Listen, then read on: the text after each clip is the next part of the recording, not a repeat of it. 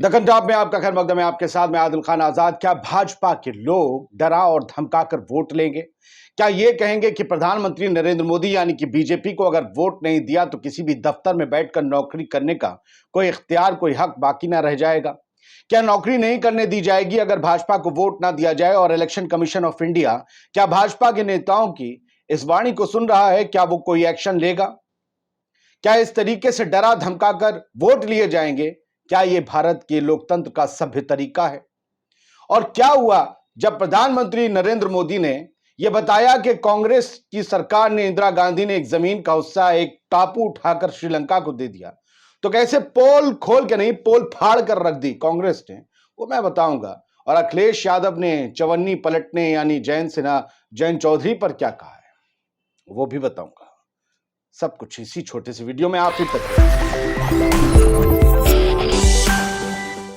सबसे पहले इन महिला को देखिए जो भाजपा के डाइस पर हैं और शुभकरण चौधरी के पक्ष में शायद ये वोट मांग रही हैं। ये सूरतगढ़ से पूर्व सांसद हैं संतोष अहलावत। ये मैडम जो हैं राजस्थान, ये एक स्कूल भी चलाती हैं और इनकी वाणी देखिए। ये कर्मचारियों को धमका रही हैं कि नरेंद्र मोदी को वोट नहीं देने वाले किसी आदमी को कोई अधिकार नहीं है सूरजगढ़ विधानसभा के किसी दफ्तर में बैठकर नौकरी करें। नरेंद्र मोदी ने सूरजगढ़ क्या खरीद लिया है? आप कौन हैं? आपने खरीद लिया है। आप और मोदी तय करेंगे कि कौन कहां नौकरी करेगा और नहीं करेगा। ऐसा तो मोदी जी को बदनाम ना करिए। मोदी तो ऐसा नहीं चाहते होंगे, या ये डर है, या ये छटपटाहट है, ये हताशा है, निराशा है, किसी हार का अलार्म है जो इस तरीके से वोट मांगे जाएंगे कि ये नहीं किया तो ये हो जाएगा, ये कर देंगे। ऐसे तो फिर सभी लोग नहीं करते। तो फिलहाल क्या सूरजगढ़ विधानसभा के किसी भी दफ्तर में बैठकर नौकरी नहीं करने दी जाएगी अगर भाजपा को वोट इस लोकसभा चुनाव 2024 में ना दिया गया? क्या ये सभी विधानसभाओं का हाल है? क्या ये देश के सभी प्रदेशों का हाल है?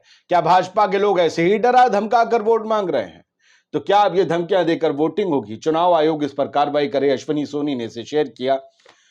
अखिलेश यादव आज तक पर थे और उन्होंने क्या कहा जब मौसमी रिपोर्टर आज तक की पूछ रही थी अखिलेश से कि आज प्रधानमंत्री के साथ मंच शेयर करेंगे जयंत चौधरी, तो बोलते हैं क्या प्रधानमंत्री चेक करें कौन चवन्नी थी जो पलट गई। चवन्नी पलट गया हो तो वो तो होना ही था, लेकिन कल किस मुंह से मेरे मित्र श्री जयंत चौधरी जी मोदी जी का गुणगान कर रहे थे, जिससे आह निकली थी, या जिस मुंह से उन पर किसान विरोधी होने का प्रमाण दिया करते थे। जयंत चौधरी, आपकी पारी बहुत छोटी रही। AK स्टालिन ने इसे शेयर किया इस वीडियो को। अब ये वो वाले स्टालिन नहीं है।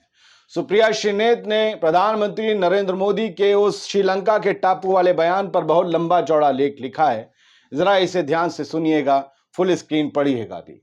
लद्दाख में चीन ने हमारी 4000 वर्ग किलोमीटर की जमीन पर कब्जा किया हुआ है। इसके चलते वहां के लोग आंदोलित हैं, सड़कों पर हैं, कह रहे हैं कि उनकी जान पर बनी हुई है। जैसे ही ये कलई खुलने लगी, पीएम मोदी मुद्दे से भटकने लगे। तो चलिए सच सुनिए। 2015 में प्रधानमंत्री नरेंद्र मोदी ने एक विवाद के निवारण के लिए बांग्लादेश को हिंदुस्तान की 10,000 एकड़ जमीन दी। 10,000 एकड़, याद रखिएगा। मोदी ने 10,000 एकड़ दी, इंदिरा गांधी ने 271 एकड़ ही दी थी। सुप्रिया श्रीनेत कांग्रेस की प्रवक्ता आगे लिखती हैं कि मोदी ने 10,000 एकड़ जमीन दी। ठीक वैसे ही 1974 में प्रधानमंत्री इंदिरा गांधी ने श्रीलंका को 271 एकड़ जमीन देकर न सिर्फ विवाद सुलझाया, बल्कि 6 लाख तमिल लोगों की वापसी सुनिश्चित की और हमारे मछुआरों को वहां मछली पकड़ने का हक भी दिलाया। अगर मोदी जी का 10,000 एकड़ जमीन देना गड़बड़ नहीं है तो इंदिरा जी के 271 एकड़ पर कोराम क्यों है? वैसे मोदी जी झूठ बोलकर निकल जाते हैं, फिर उनके मंत्रियों को लीपा पोती करनी पड़ती है। ऐसे ही आज विदेश मंत्री S जयशंकर फंस गए। उन्होंने कोरा झूठ बोलते हुए कहा कि इंदिरा जी ने कच्चतीवू श्रीलंका को सौंप दिया। अच्छा, पर 2015 में इन्हीं जयशंकर ने विदेश सचिव रहते हुए कच्चतीवू के संबंध में एक RTI के जवाब में कहा था कि इसमें भारत से संभावित क्षेत्र का अधिग्रहण या त्याग का सवाल ही नहीं था, क्योंकि इस क्षेत्र का कभी सीमांकन नहीं किया गया था। समझौतों के तहत कच्चतीवू द्वीप भारत श्रीलंका की अंतर्राष्ट्रीय समुद्री रेखा के श्रीलंकाई हिस्से पर स्थित है। साफ है कि मोदी मुद्दे से भटका रहे हैं, वरना मुद्दा तो चीन का हमारी जमीन पर कब्जा है, जिस पर मोदी जी का मुंह नहीं खुलता। बताइए, हमारे देश के लोग आंदोलन कर रहे हैं, कह रहे हैं जमीनें चली गई हैं लद्दाख की। हाँ, वो कहते हैं कि ना कोई आया था ना कोई आएगा। ये नहीं होता सर। कच्चथीवू का नाम तो नहीं सुना था ये 2-3 जनरेशन ने, सुना ही नहीं था। आज कल आपके बोलने से आज सर्च हो गया। 271 एकड़, 10,000 एकड़ के बरक्स कुछ भी नहीं, आपने मामला सुलझाया था। मैंने इतिहास पढ़ा कच्चथीवू का, अंग्रेज का यहां कब्जा था, फिर अंग्रेज ने किसी इधर के तमिल के राजा को दे दिया। श्रीलंका और इंडिया दोनों पर ब्रिटिश कॉलोनी का वो था कब्जा। श्रीलंका और इंडिया दोनों के मछुआरे इस द्वीप पर अपने जाल सुखाते थे, और बाद में भी यही तय हुआ। तो 4 समझौते हुए थे इंदिरा सरकार के, और श्रीलंका के साथ इंडिया के हक में भी थे, उसमें एक समझौता ये भी था। तो यही सवाल उठता है कि किस चीज को भुलाने के लिए क्या चीज लाई जा रही है।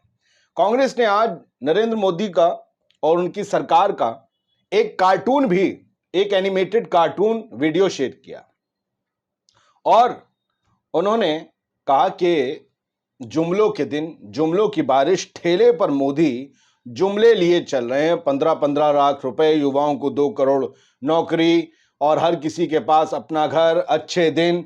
ये तमाम वो जुमले हैं जो मोदी ठेले पर 2014 से लेकर चल रहे हैं। गंगा सफाई जुमला, हर किसी जनता से जो है ये वादे किए जा रहे हैं, लेकिन जनता धर्म के रंग में रंग गई है। अब जनता सवाल पूछे कैसे? वो मुझे एक शेर याद आता है, बड़े शौक से मेरा घर जला, कोई आज तुझ पे ना आएगी।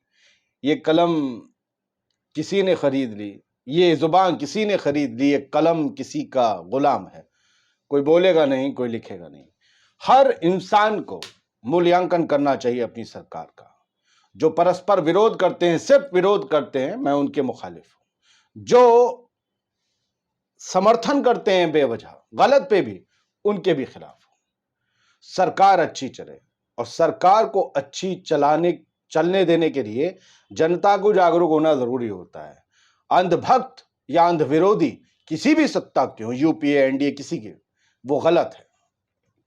खैर, आईपी सिंह, प्रवक्ता समाजवादी पार्टी, इन्होंने लिखा, बहुत हुई महंगाई की मार, अब की बार मोदी सरकार। 2014 में जुमला दिया गया था, आज मोदी हैं तो ये सब मुमकिन हुआ है। आज से 800 से ज्यादा वस्तुओं के दाम पर अप्रैल से 12% तक जो है वो बढ़त हो जाएगी, मतलब 12% तक दाम बढ़ जाएंगे 800 से ज्यादा चीजों के। 50% से ज्यादा दवाओं के दाम बढ़ जाएंगे। सभी को मुबारक हो जिन्हें अच्छे दिनों का इंतजार था, मैं तो यही कहता हूं। लेकिन दिल्ली की सड़कों पर आम आदमी पार्टी के तमाम कार्यकर्ता हैं, और ये महिला कार्यकर्ता हैं जिनका शोर गूंज रहा है। और अरविंद केजरीवाल दिल्ली के मुख्यमंत्री, उन्हें तिहाड़ भेजे जाने के खिलाफ ये महिलाओं का गुस्सा है, जिसके हम तो कम से कम हक में नहीं हैं, लेकिन ये खबर है और हम खबर दिखाने वाले दिखा रहे हैं आपको। तो ये कुछ खबरें थी जो लगा कि आपको अपडेट दे देना बहुत बेहतर है। चुनाव है, सोच समझ कर वोट दीजिएगा। कोई वायदा करे झूठा नहीं, कोई आपको भड़काए नहीं, कोई आपको ख्वाब दिखाए नहीं, परखिएगा। पिछले 20-25 साल की राजनीति को परखिएगा। इनमें दोनों सरकारें, दोनों पार्टियों की, उनके अलायंस की सरकारें रही हैं। जिसने बेहतर काम किया हो और जिसने पारदर्शी तरीके से किया हो, उसको चुनिएगा। या किसी तीसरे को मौका दीजिए, या किसी चौथे को, या 5वें को, यह आपका हक है। लेकिन सोच समझ कर वोट करिएगा, सोच समझ कर।